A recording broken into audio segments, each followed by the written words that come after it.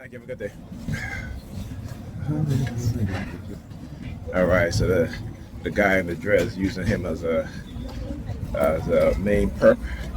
As I got off the bus, black woman in the nigger pay woman in the blue coat looks at me and then looks over at the guy in the dress, right? So the significance, what's the significance of the dreads, guys in dreads? A lot of the dreadlocks, what we call them the traffic division, right?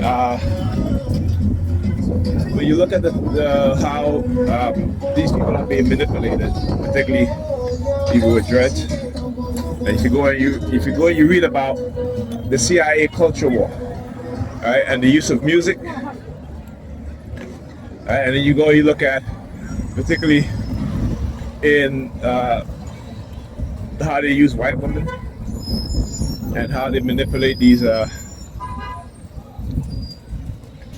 and what we call the dreads. You always see them with white women, but they always talking about black consciousness, right? but they love dating white women. They do this over and over again to show me that, to let me know, not show me. I have to show me also, but to let me know because I understand how the way that they think, the white supremacists, and how they manipulate us, right? And how they manipulate us and how they use, even within our own group, black people, that they manipulate certain types of people within the black population, right? And the use of, again, these brothers who, because again, they also follow Christianity, right? They also, well, most of them anyway, that's what they say, right? Most of them. So it's easy to manipulate them. See, once they have you believe in this concept of their God, right? It's like the guy in prison. He has dreads and they cut his locks off. He had locks. They cut it off because a lot of their locks is part of their religion, right? Which is Rastafarianism. And again, when you look at who created Rastafarianism, they said is this dude Leonard Powell. I think I was watching Muta Baruka. He was talking about that and the whole concept of Selassie being the return of Christ.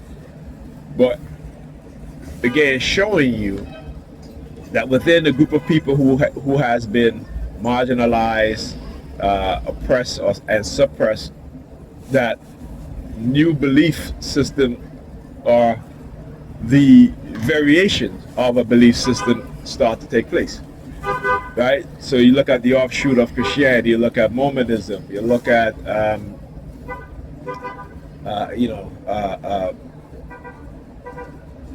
the Seventh-day Adventists, right?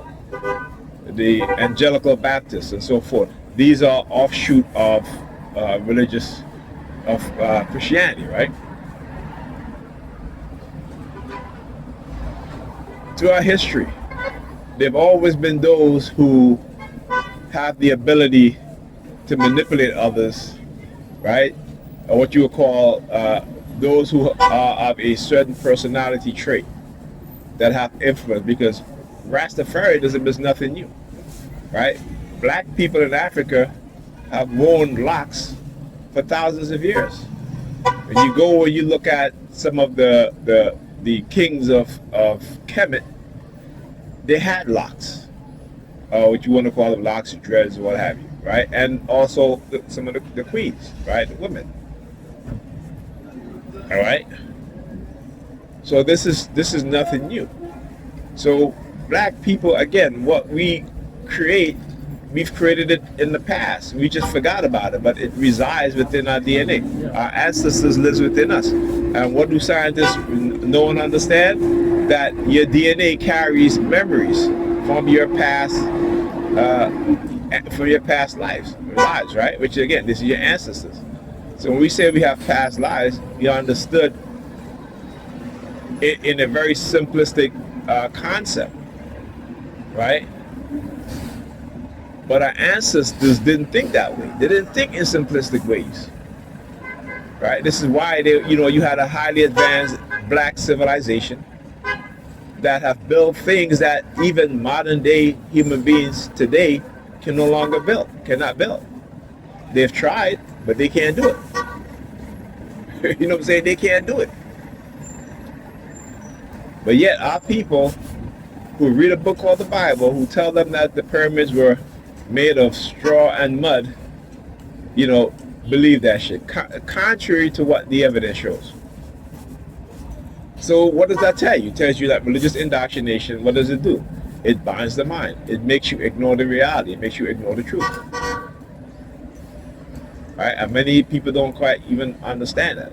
That's how powerful indoctrination is. And we as black people, because they've manipulated us in many ways in which we quite don't understand, right? Many different ways they manipulate us. And we fail to understand that. Right? We fail to understand it. Right? Because why? I talk about epigenetics, which is very, very important for us to understand. Is how they create conditions within the society for black people, oppress us, right? While at the same time, we remain silent, we don't get angry, right? And so over time, what it does is that when we give birth to new black boys and girls, they become well adjusted to the oppression. And as they grow and become adults, right, and they are oppressed even more, they will produce children who will inherit the genes so that even they will become more oppressed, and it will feel normal to them. Right? It will feel normal, because you can't do that with white people. You can't do it with white people. Right? The minute white people feel that, they're losing just a little bit of power, even if it's imaginary, they'll take up arms. The minute white people see black people are gaining economically in this system, right, they do things to wipe out black wealth. It is a history that has gone way back since Jim Crow, the days of Jim Crow, right? Reconstruction. Okay? Again, nothing that I'm saying, you can't go and verify it yourself. The greatest theft of black wealth happened between 2000 and 2008 when the housing market crashed. That was one of the great, even more so than the Freedmen Bank. The Freedmen Bank, which black people lost billions of dollars because of the white people who were the shareholders that took black people's money for their lavish lifestyle.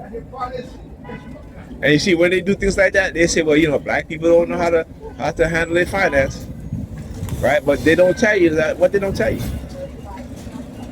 right? That they manipulate the financial system to rob black people.